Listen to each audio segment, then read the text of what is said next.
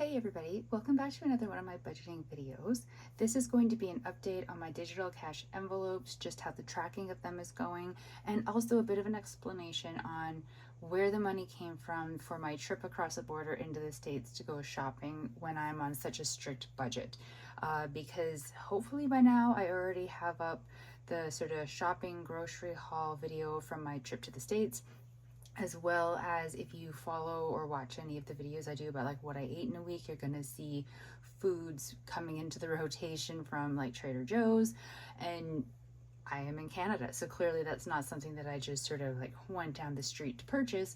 And if I'm on such a strict budget, how am I doing these things? Now, to start off, the trip to the States used to be something that happened much more often. A friend and I, she loves Trader Joe's to like maybe a slightly unhealthy level, but I do enjoy Trader Joe's.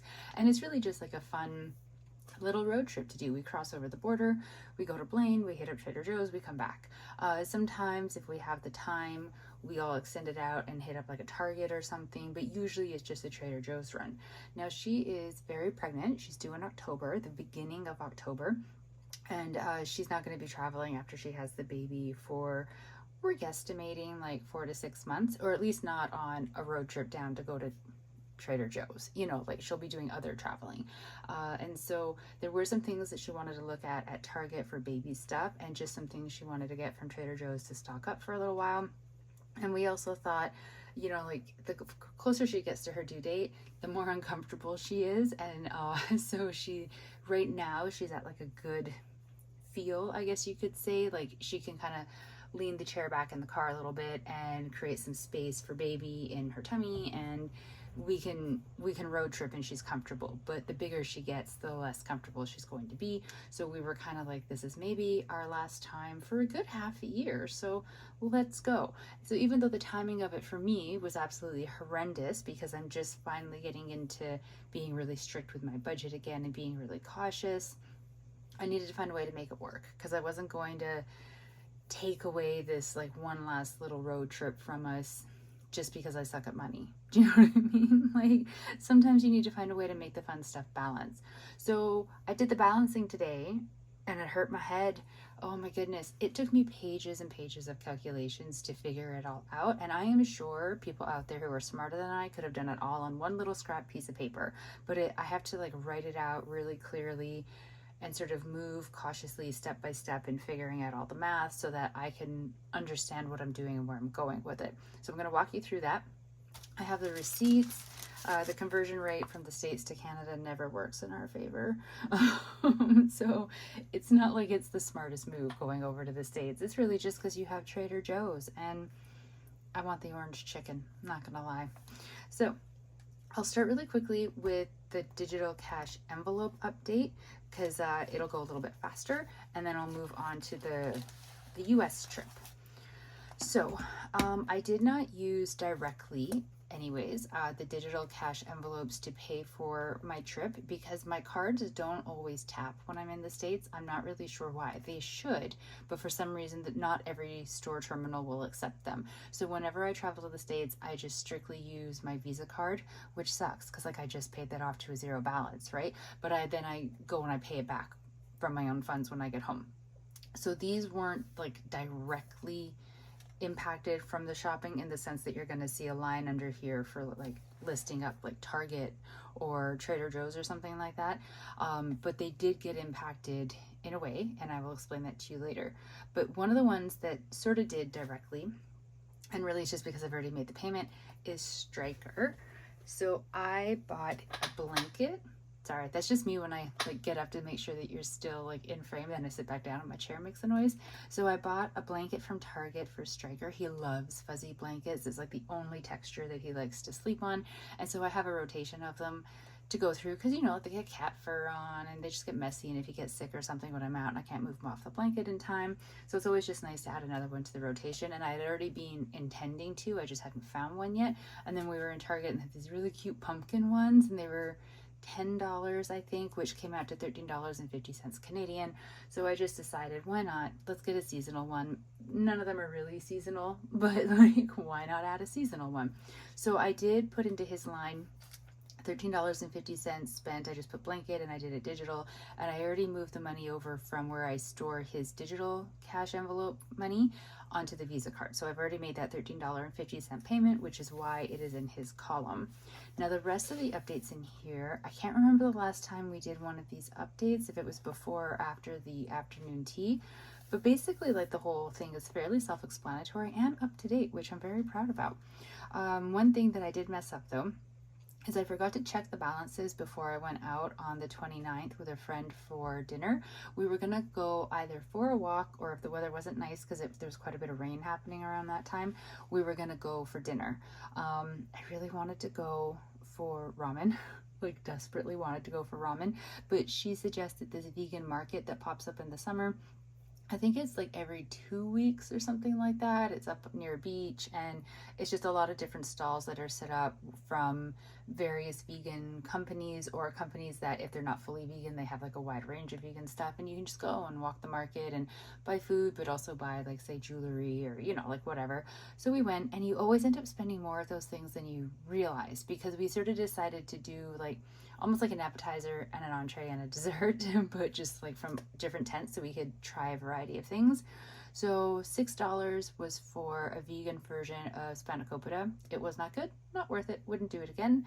$13.46 was that the, I might have them out of order. So one of these was a vegan, it was an Indian dish. What was it?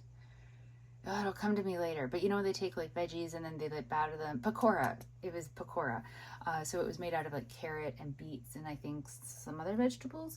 And then it had what was supposed to be a ridiculously hot sauce, but I got like nothing from it. So they were fine. I mean, I like a pakora. It's all good. So it was okay. I think that was the $11.55 cost. Maybe a little overpriced because I got the small size, but that's what happens when you're buying at one of those booths, right? And then $13.46, I really don't know if those are in the right order, was desserts, which you would have already seen in my What I Eat in a Week videos, because I got this like Oreo thing, like a cake in a cup with like layers, and I got a peach, what's it called? Like a pastry, and so I brought those home, and I had the Oreo thing that night and the pastry thing the next day. So that was in total everything I ate there. But I only had $9.61 left in my fun category. And in my head, I think I remember thinking like, that's okay, I'll pull from whatever's left in the fun and I'll also use miscellaneous, forgetting I had done some purchases out of the miscellaneous category, so it wasn't at a $30 balance anymore. So the vegan market brought me into a negative of $21.40. And then on the Friday, I was at physio and I had time in between my 2 appointments. And so it was suggested, like, because I'm supposed to be testing myself out in loud environments. So I went to a Starbucks that's on the main floor of the building where my physio is, to go in and get a drink and just try to be in like a really crowded, loud environment and order something and, not have my head explode. And so I got a drink and I got an oat bar for $9.45. And it kind of sucks because like I didn't have time to finish. So I only had half. But then I took that from the miscellaneous because I didn't really know where to take it from. But then that meant I only had $2.85 left in miscellaneous. So in total, my fun category is in a negative balance of $21.40, which sucks. But I'm also like, it's fine, theoretically.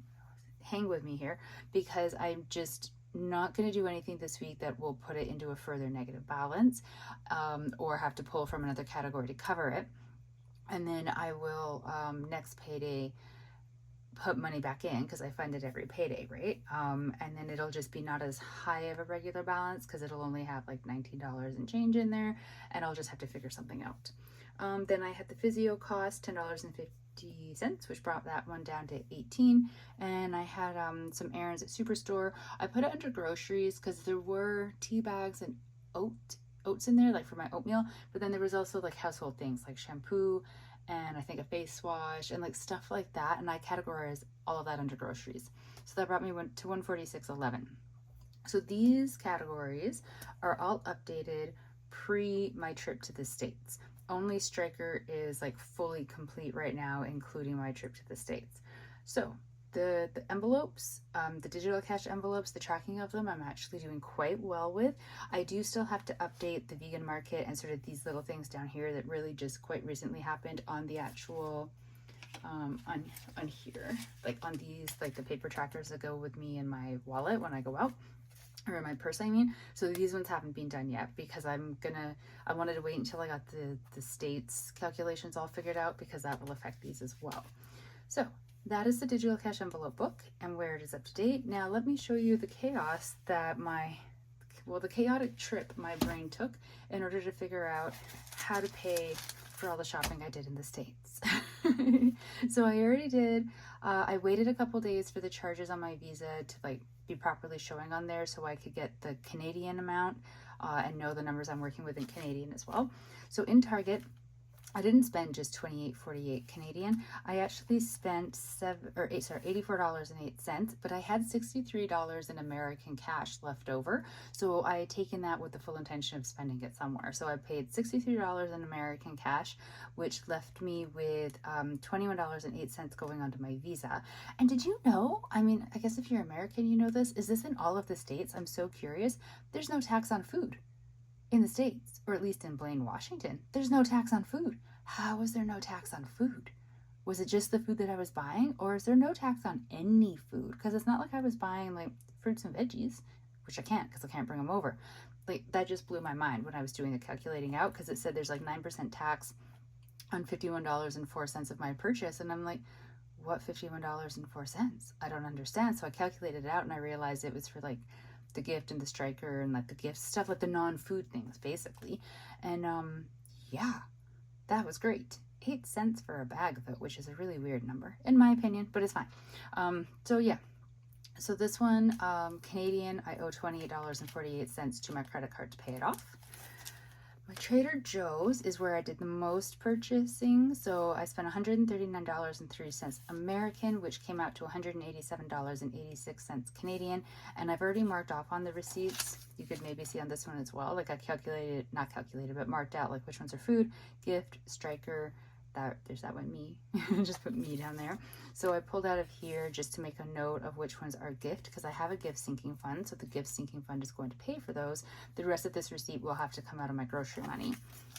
We stopped at Safeway. We had some random stops because my friend was looking for one very specific item and we were having a real struggle finding it. So we were kind of going in anywhere that had a pharmacy because it was a pharmacy type of an item she was looking for.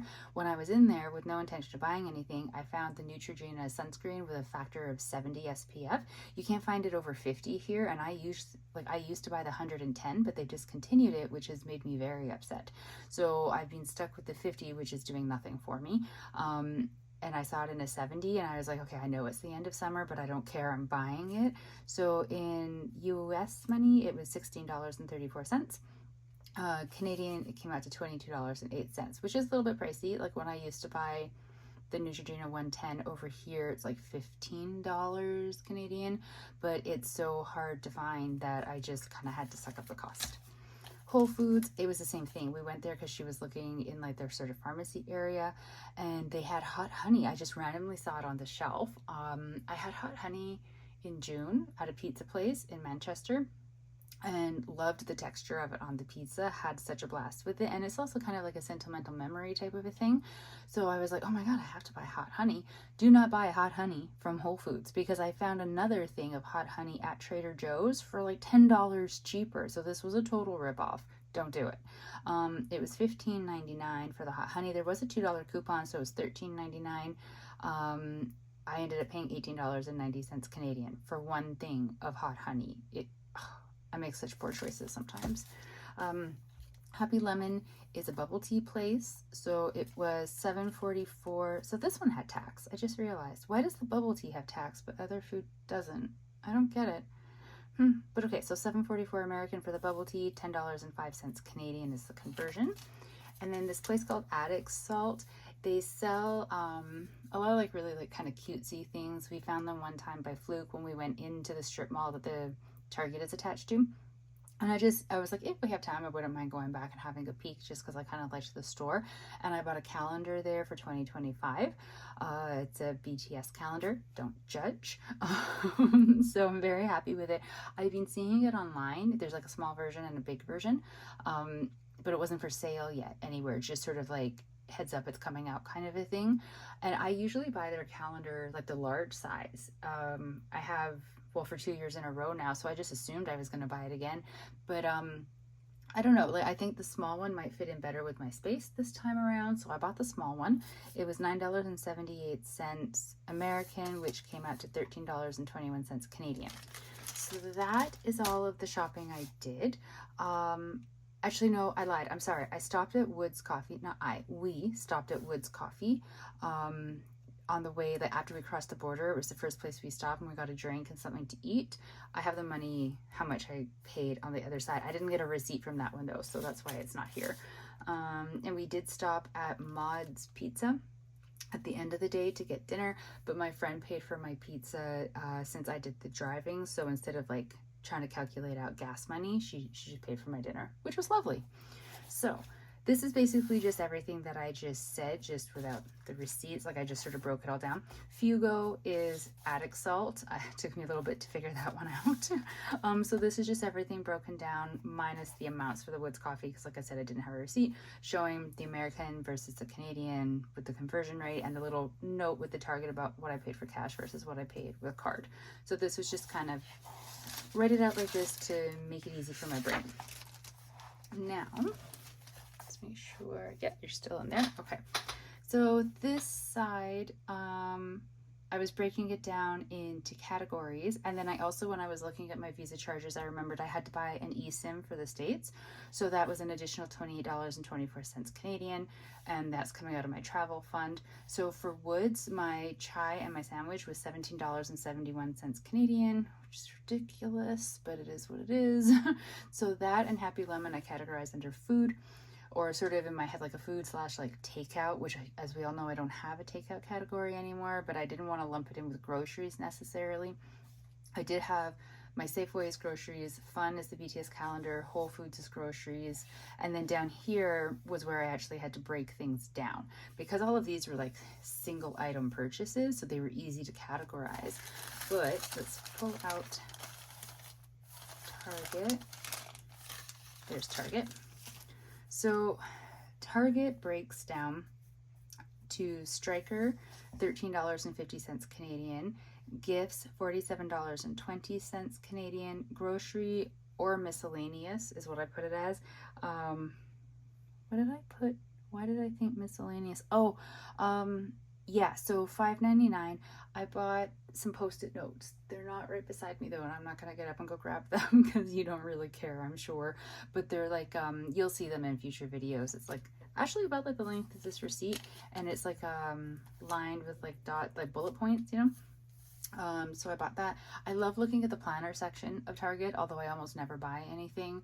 And they didn't have anything out for 2025 yet, so meh.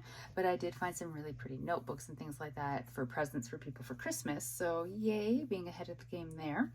But yeah, so I think I started writing it as grocery, not realizing what the item was, and then put or miscellaneous because my Post-it notes shouldn't be coming out of grocery.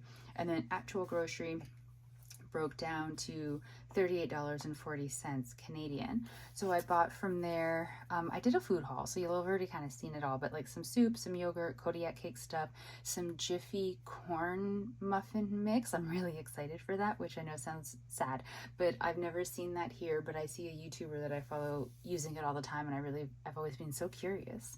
And then Trader Joe's, that receipt was $139.03 American, so $187.86 Canadian. And so I pulled out from there various items that are gifts for people.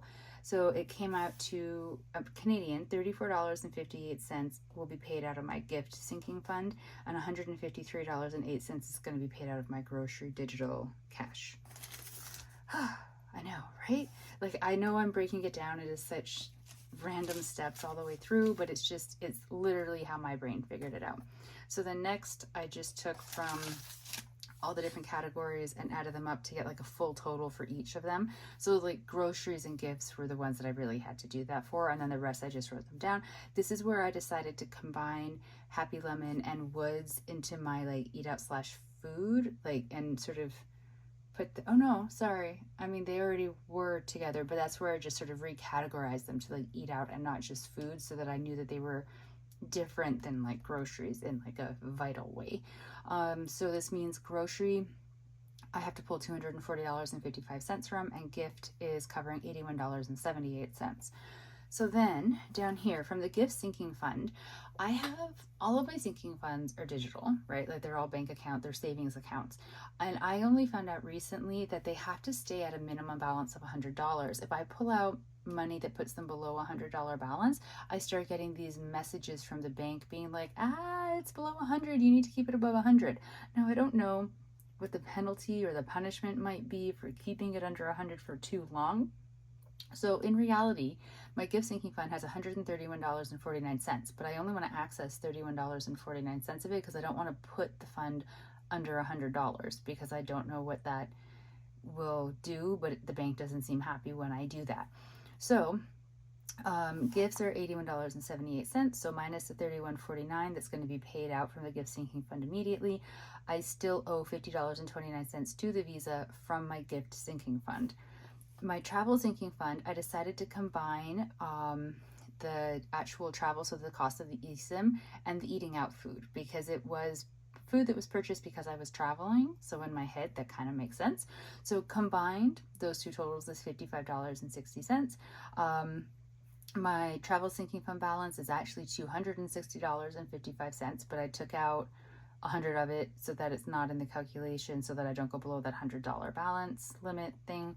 So from the travel sinking fund, I paid $55.60 to my Visa card. Striker was digital cash, $13.50 to the Visa. Fund digital cash owes Visa $13.21. Grocery digital cash has $146.11 balance. That's coming. That's coming from here. So the $146.11 balance. So $240.55 minus the balance of $146.11 means that I still owe the Visa card $94.44 from my grocery digital cash.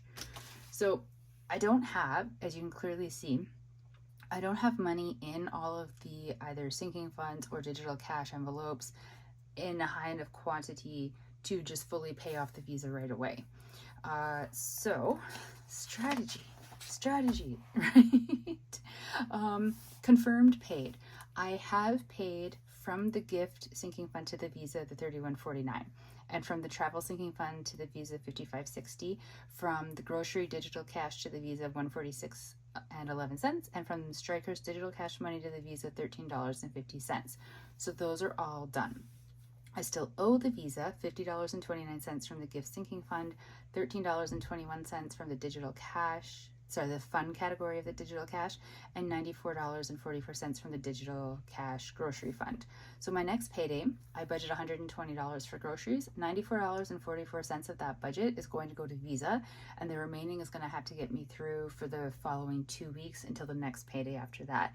I think this will be fine because one of the reasons that I was okay with buying so much when I was shopping at Trader Joe's and Target for food is that I basically stocked up, and I was stocking up at Trader Joe's on a lot of like dinner type things. I wasn't buying a lot of junk food or a lot of snack food. I mean, I did buy some of that stuff, don't get me wrong, but I was buying things like the orange chicken and like a lot of Korean frozen food, to be honest, but they're things that I can use for dinners. And if I really wanted to, I could also make as like a lunch. I don't really do lunch though. So like I have dinners sort of set. The only thing I'm going to have to buy when I run out is like more frozen veggies and milk, eggs, bread. Like really, really basic. So I think that this strategy is going to be fine. It'll be a little bit tight, but that's fine because like that's the price that I pay for doing such a big shopping haul before I had the money to pay for it. So my mom sent me some money because we were trying something. We were trying to figure out if we make a larger payment onto the line of credit, how much does that lower down the minimum monthly payment? Because she doesn't know how to calculate that out, and neither do I, but I was trying to figure out, like, if I pull money from my long-term savings and basically wipe them out to put a couple grand onto the Visa card, or sorry, not the Visa, onto the line of credit, does it lower the minimum monthly payment by a substantial enough amount that it actually helps my bi-weekly budget calculations? But we didn't know how to calculate it, and the only way I knew how to do that would be to make the payment, and then if it didn't work, then I'm out my savings, and I haven't really made a big enough difference. Do you know what I mean? So she sent me $2,000, and we put $1,000 of it onto the line of credit, and then had to wait until, of course, processing and the new billing cycle and stuff to see how much of a difference it made. If you're curious, it lowered it by a little over $20 for the minimum monthly payment. And then the rest was sitting in my bank account because we were going to see how much of a difference the 1,000 made, and if it was a good enough difference, then put the other $1,000 on there, and if not, figure it out. And she said to leave it as a buffer regardless, like to not give it back to her.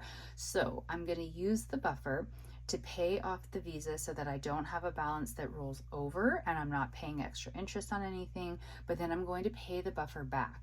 So $50.29 and $13.21. So that's what should have been paid from the gift sinking fund and the fund digital cash envelope is going to be paid off using the buffer from mom, and then I have to pay the buffer back. So in total, I paid $63.50 from the buffer to the Visa, which means that the next payday, $13.21 of money that would normally be going into my fund digital cash spending is going to go to the buffer. And then over the next 3 paychecks, because usually every paycheck into my gift sinking fund, I put $20. So I have to break it down. I'm going to put $20 and then the paycheck after that, $20 and the paycheck after that, $10.29. And then the remaining balance of like $9 and change will actually go into the gift sinking fund. Whereas these payments are going to be going into my own bank account to bring back up to balance the buffer that I'm pulling from to pay the Visa card.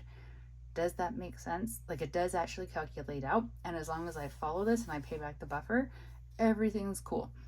So I will have to write myself out a little reminder sheet with sort of some sort of a tracking system that I can move from one page of my budgeting book to the next as I'm going through these pay periods so that I remember to pay it off. And I will do that when I sit down on Friday and actually do my budget for that paycheck. But this is how I've calculated out how to pay for the shopping that I did in the States, in Blaine, without it just becoming a balance on the Visa card that I either move over to the line of credit or just sits there and I slowly pay it off, but have interest building on it as I slowly pay it off. I do not want a balance sitting on my credit card. I don't want it rolling over. I don't want any extra interest charges because I have something sitting on there that I don't pay off within the pay period. Right now, when I look at the Visa on my bank app, it still shows as a zero balance because everything's kind of like pending and not figured out and processed or whatever, and like that's fine. But it does now, in like the pending transactions, it has not only all of the charges from the stores that I went to, but it also has pending all of these different payments, because instead of just moving all the money over into like my checking account and making one lump sum payment, I did it all exactly how I had it broken down. So $31.49 from the gift sinking fund to Visa, $55.60 from the travel sinking fund to Visa. I figured out how to transfer over from my Wealthsimple prepaid MasterCard, where I store all the money for my digital cash spending, how to transfer money from that over. I can't transfer it back as cash into like my bank account, but I was able to add my Visa card as a payee to Wealthsimple, so I can pay directly to my credit card from my Wealthsimple prepaid digital money now, which is great because otherwise I thought I was just going to have to wait until the next paycheck and just sort of put all of the money that normally would have gone into the grocery fund over onto the Visa card because I couldn't get the money back from the prepaid MasterCard where I store the money for grocery shopping, but I was able to figure out a way. So excellent. And then the $13.50 from so Striker's digital cash is actually kept just in my regular checking account. So that was just like a payment over from the checking account to the Visa. But I mean, it's funny looking, right? Because instead of just like, sure, all these charges from different shops and then just one payment to pay them all off, it's all piecemeal and being pulled from different areas. But I mean, it works for me because then that means when I go back to look at it, I can clearly see where the money was coming from and what I was doing. And if I have to double check that something went through from like a certain, say from like the gift sinking fund over, I can like track the specific amount being paid. If it doesn't balance in the end, if I've like calculated wrong, it'll help me go back to figure out where I calculated wrong. I don't know. I mean, it works. I just think that the bank, if somebody ever looks at my account stuff, they must just die laughing because of how stupid it looks.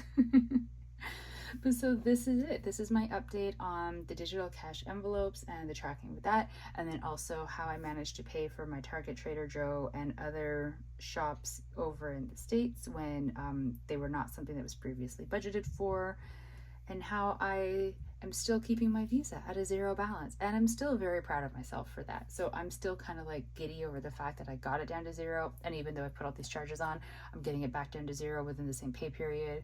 I meant to say billing cycle, but I am getting it back down to zero within the same pay period, which is like unheard of for me. So I think this is good. Like, I haven't let this trip derail my budgeting or throw it for a loop or really mess me up. Like, yeah, things are going to be tight for a little bit as I have to like balance out some of like the cash categories that like got into a negative balance even pre this trip. And now I have to like just be really tight with things until I get them kind of flowing back and whatnot. But I mean, I can do that. And I think sometimes maybe it's good to feel the pinch, to remind yourself of why you don't want to overspend and then feel the pinch later, because the pinch kind of sucks, right? Like, it's not gonna lie, it's gonna suck a little, but it's good for the learning.